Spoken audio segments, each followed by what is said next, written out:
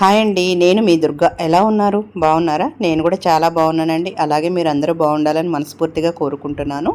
అయితే ఈరోజు వీడియో వచ్చేసేసి మెత్తళ్ళండి. అంటే ఎండి చేపల్లోనే ఒక రకం అనమాట. మెత్తళ్ళు టమాటా మా హస్బెండ్కి చాలా ఇష్టం. ఆయన కోసమని ఇప్పుడు స్పెషల్గా వండుతున్నాను అనమాట. చాలా రోజులైంది వండక. ఇక్కడ చూసారు కదండి, ఈ మెత్తళ్ళు అనేది ఎండినవి అనమాట.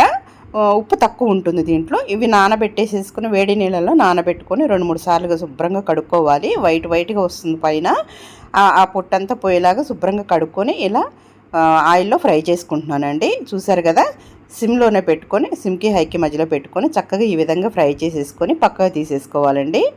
చూసారు కదా, అన్నీ కలిపి పెట్టుకుంటే కనుక ఫ్రై చేయనవసరం లేదండి, అలాగే వేసేయచ్చు. కానీ ఇక్కడ నేను ఫ్రై చేస్తున్నాను. చూసారు కదా, ఫ్రై చేసిన తర్వాత పక్కగా తీసేసుకున్నాను. అదే ఆయిల్లో ఒక పెద్ద సైజు ఉల్లిపాయ, 2-3 పచ్చిమిరపకాయలు ఇలా కట్ చేసి వేసుకున్నానండి. వేసుకొని ఒకసారి ఇలా ఆయిల్లో మిక్స్ అయ్యేలాగా కలిపేసుకుందాము. నేను ఎప్పుడు కూడా సిమ్కి హైకి మధ్యలోనే పెట్టి చేసుకోమని చెప్తాను కదండి. హైలో పెట్టొద్దు ఎప్పుడు కూడా, ఏ కూర టేస్ట్ ఉండదండి. ఓకేనా? అట్లాగే గల్లుప్పు కూడా వేసేసానండి. ఇక్కడ కూరకు సరిపోను నేను ఒకటేసారి వేసేసాను. ఉల్లిపాయలు కూడా త్వరగా వేగుతాయి కదా, అందుకేనమాట. చూసారు కదా, ఒకసారి గల్లుప్పు వేసిన తర్వాత ఒకసారి కలిపేసేసుకున్నాను. అలాగే మూత పెట్టేసుకుంటున్నానండి. చూసారు కదా, మెల్లగా వేగుతాయని చెప్పి సిమ్కి హైకి మధ్యలోనే పెట్టాను కదండి. ఒక 1 మినిట్ తర్వాత మూత తీసాను. తీసి అల్లం వెల్లుల్లిపాయ పేస్ట్ అండి 1/2 స్పూను వేసామా వేయలేదా అన్నట్టు కొంచెం వేసానండి. వేసి కొంచెం అది కూడా ఫ్రై చేసేస్తున్నాను అనమాట. ఉల్లిపాయలతో పాటు పచ్చి వాసన పోయేలాగా ఫ్రై చేసేసుకోవాలండి. చూసారు కదా, మూత కూడా పెట్టేసి మళ్ళీ తీసేసాను అనమాట. ఇదిగోండి చూసారు కదా. ఇప్పుడైతే నేను ఒక 2 స్పూన్లు కారం వేస్తున్నానండి. మా కారంలో పసుపు కూడా ఉంటుంది, అందుకే నేను పసుపు వేయట్లేదండి. ఓన్లీ కారం మాత్రం వేసాను అనమాట. ఆ తర్వాత ఒక పెద్ద సైజు టమాటా అండి సన్నగా కట్ చేసి అది కూడా వేసేస్తున్నాను. వేసేసి ఒకసారి ఇలా అన్నీ కూడా మిక్స్ అయ్యేలాగా కలుపుతున్నాను అనమాట. ఇదిగోండి ఇలా కలిపేసుకున్న తర్వాత మూత పెట్టేసుకుందామండి. కారం వాసన పోతుంది, అలాగే టమాటాలు కూడా తొందరగా మగ్గుతాయి అనమాట. వాటర్ వేస్తే అంత ఇదిగా మగ్గవు అనమాట. ముందే మనం ఇట్లా మగ్గించుకుంటే తొందరగా మగ్గిపోతాయి. చూసారు కదండి. మళ్ళీ ఒక 1 మినిట్ తర్వాత ఇట్లా తీసి మళ్ళీ ఒకసారి కలుపుకుంటున్నానండి. ఇది కూడా చూసారు కదా, ఈ విధంగా కలిపేసుకున్న తర్వాత కొంచెం వాటర్ వేసేసుకుందామండి. అక్కడక్కడ కొంచెం పచ్చిగా అనిపించినట్టు ఉంటే కొంచెం ప్రెస్ చేస్తున్నాను అనమాట గరిటతో. ఇది కూడా చూసారు కదా, మనం స్టార్టింగ్లో బొడుపు దగ్గర కొంచెం పచ్చిగా అనిపిస్తుంది కదండి, ఏది మన టమాటా అనేది. అందుకని అది కొంచెం అక్కడక్కడ ఉన్నట్టు అనిపిస్తే నేను అలా ప్రెస్ చేస్తున్నాను. ఇది కూడా చూసారు కదా, కొంచెం మన కర్రీకి తగ్గట్టు కొంచెం వాటర్ వేసేసుకుంటున్నాను. 1/2 గ్లాస్ పట్టిందండి. చూసారు కదా, ఈ విధంగా ఒకసారి కలిపేసేసుకొని మళ్ళీ మూత పెట్టేసుకుందామండి. కొంచెం ఉడుకు పట్టిన తర్వాత మనం అప్పుడు మూత తీసి మనం ఫ్రై చేసి పెట్టుకున్నాం కదండి మెత్తళ్ళు అనేది, మేము మెత్తళ్ళు అంటామండి. ఇదిగోండి చూసారు కదా, కొంచెం ఉడుకు పట్టింది కదా. ఇప్పుడు మూత తీసి ఆ మెత్తలు ఫ్రై చేసుకున్న మెత్తళ్ళు ఉన్నాయి కదా, అవి కూడా ఇట్లా వేసేసుకుందామండి. చూసారు కదా, వేసేసుకున్న తర్వాత ఒకసారి ఇలా కలిపేసేసుకొని ఇక మూత పెట్టేసేసి సిమ్లోనే పెట్టేసుకుందాము. చక్కగా సిమ్లోనే, ఆ హైకి సిమ్లోకి పెట్టి ఇప్పుడు వరకు చేశాను కదండి. ఇప్పుడు శాంతం సిమ్లో పెట్టేసేస్తే చక్కగా ఉడికిపోయి దగ్గరగా అవుతుందండి కర్రీ అనేది. చూసారు కదా, ఇప్పుడైతే నేనైతే మూత పెట్టేస్తున్నాను. చూసారుగా, ఒక 2-3 మినిట్స్ తర్వాత నేను తీసానండి. చక్కగా ఉడికిపోయింది కూర అనేది. చూసారు కదా, దగ్గర పడింది. ఇందాకడ దానికి ఇప్పటికి చాలా టేస్టీగా ఉంటుందండి ఈ కూర అయితే. ఇదిగోండి ఈ విధంగా ఒకసారి కలిపేసి మూత పెట్టేసి ఇంకా స్టవ్ ఆఫ్ చేసేస్తానండి. ఇంకా లంచ్ టైం అయిందనమాట. మా హస్బెండ్ వస్తారు. ఇక ఆయనకు వచ్చినప్పుడు పెట్టిన తర్వాత మీకు ఎలా ఉంది ఏంటి అనేది కూడా నేను చెప్తానండి. ఇదిగోండి మా హస్బెండ్ అయితే వచ్చేసారు. ఇంకా ఆయనకి వేడివేడిగా అయితే నేను వడ్డించాను.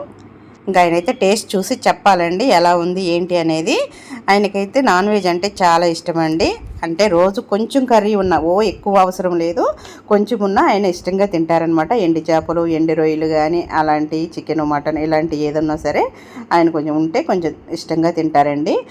ఎందుకంటే చిన్నప్పటి నుంచి మా అత్తగారు అలా బాగా అలవాటు చేసేసారనమాట నాన్ వెజ్ అనమాట. మా అత్తగారు కూడా బాగా తింటారు నాన్ వెజ్ అనమాట. అదేవిధంగా మా హస్బెండ్కి కూడా బాగా అలవాటు. నేను ఎప్పుడన్నా ఒకసారి అయితే ఇట్లా ఎండి చేపలు అవి ఇవి తెచ్చి పెట్టినా సరే ఎప్పుడన్నా ఆయన కోసం వండుతానండి. బాగుంది, కారం అన్నీ సరిపోయినాయి, టేస్ట్ ఉందా. ఇంకా ఈవినింగ్ అయితే నేను ఈ పాయసం చేస్తున్నానండి. కొంచెం వాతావరణం చల్లగా పడింది కదా, మబ్బుగా ఉండి వర్షం పడేటట్టు ఉందన్నమాట. కొంచెం మా అమ్మాయి పాయసం చేయమ్మా అని చెప్పేసి అడిగితే ఇంకా పాయసం చేస్తున్నానండి. ఇంకా చూసారు కదా, నేను ఒక బాండీ పెట్టేసాను. దాంట్లో 1 స్పూన్ నెయ్యి వేసుకున్నానండి. ఈ నెయ్యి వేసుకున్న తర్వాత మనం సేమియా అనేది ఈ నెయ్యిలో ఫ్రై చేసేసుకోవాలన్నమాట. ఈ బ్యాంబినో సేమియా అంటే బ్యాంబినోనండి.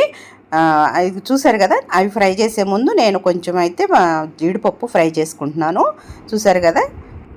చూసారు కదండి, జీడిపప్పు ఇది మాడుకోకుండా ఈ విధంగా ఫ్రై చేసేసుకోండి. ఈ ఫ్రై అయిపోయి పక్కకి తీసి పెట్టేసుకుంటున్నానండి.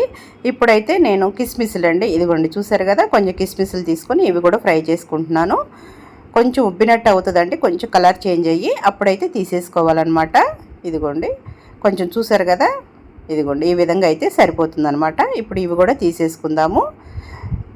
ఇదే మనం నేతిలో ఇందాక 1 స్పూన్ వేసామని అన్నాం కదా, అదే నేతిలో ఇంకోండి బ్యాంబినో.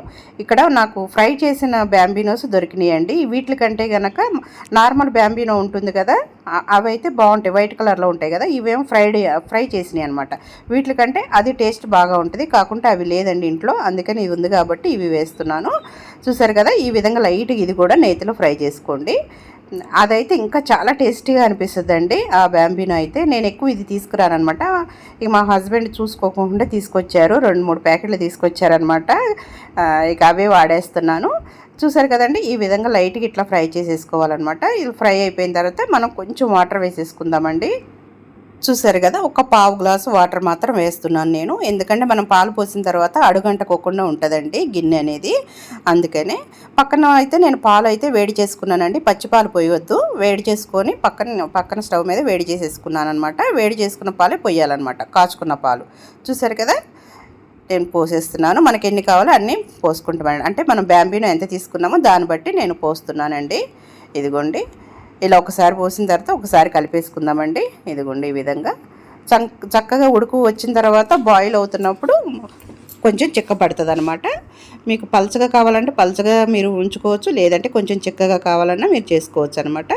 ఇదిగోండి చూసారు కదా, ఉడుకుతుంది. ఇప్పుడు మనం షుగర్ వేసుకుందామండి. నేనైతే ఇక్కడ షుగర్ వేస్తున్నాను. మీ టేస్ట్కి తగ్గట్టు మీరు ఎంత కావాలో అంత వేసుకోండి.